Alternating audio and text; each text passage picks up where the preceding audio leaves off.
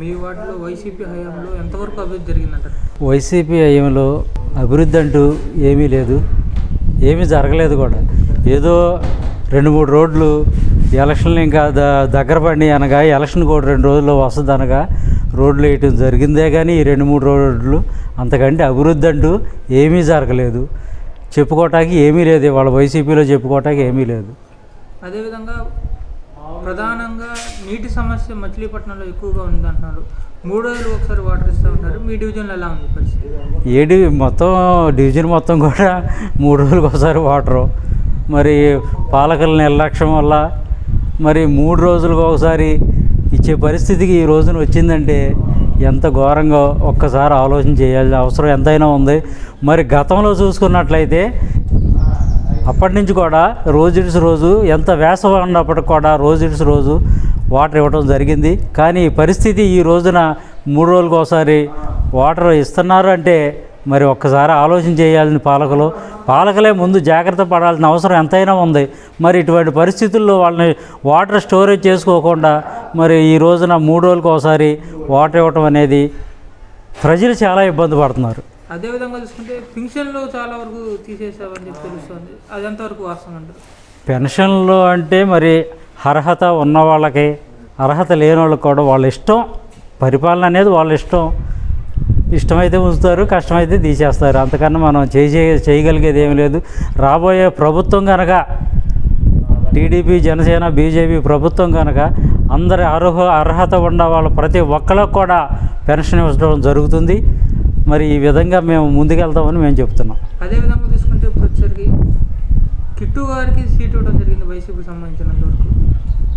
ఇక్కడ ఎన్డీఏ ఉమ్మడి అభ్యర్థి కింద కొల్లు రవీంద్ర గారికి ఇవ్వడం జరిగింది. ఎలా ఉంటుందంటారు?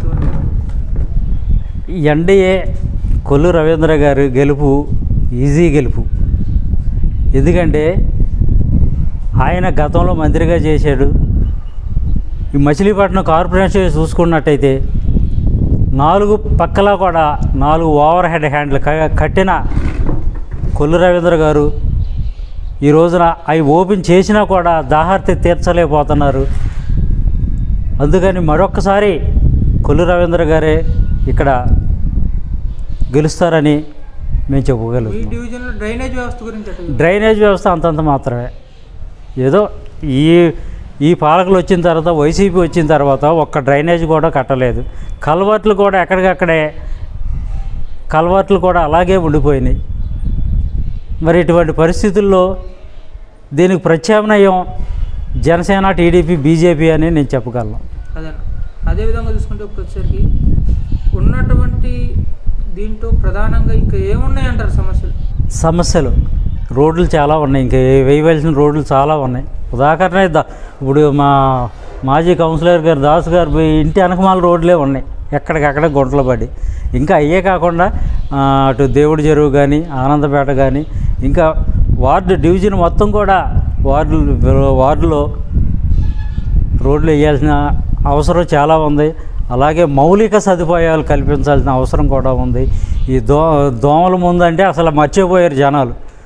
గతంలో దోమలతో ఎప్పటికప్పుడు పిచికారీ చేసేవాళ్ళు దోమల ముందు. ఇప్పుడు అసలు ఇదే లేదు, పూర్తిగా మర్చిపోయారు జనాలు కూడా. ఇళ్ల పట్టాలు అందరికీ ఇచ్చారా?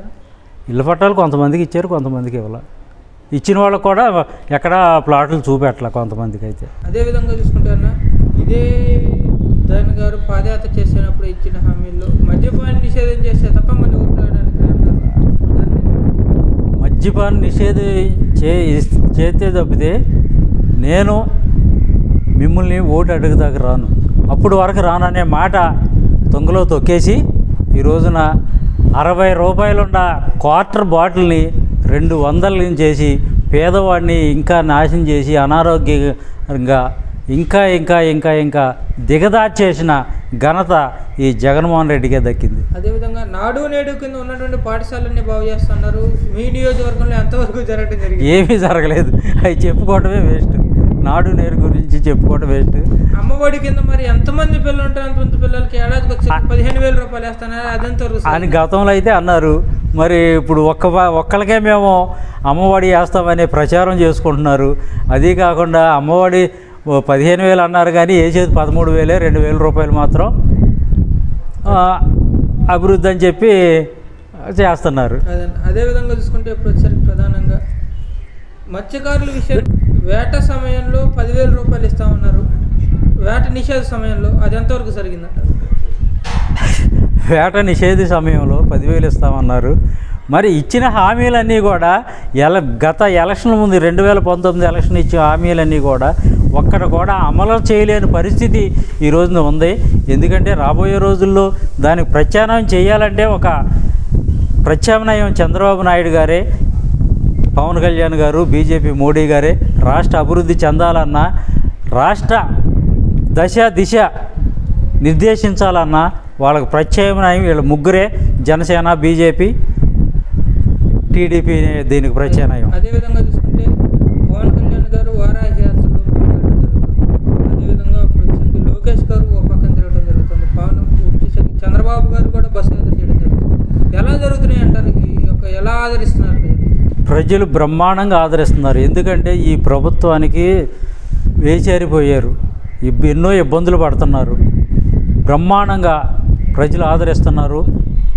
విపరీతంగా నిరంతరం ప్రజల్లోనే ఉంటూ చంద్రబాబు గారు కానీ, లోకేష్ గారు కానీ, పవన్ కళ్యాణ్ గారు కానీ నిరంతరం ప్రజల్లోనే వాళ్ళు ఈ రోజు వరకు కూడా ప్రజల్లోనే ఉంటున్నారు.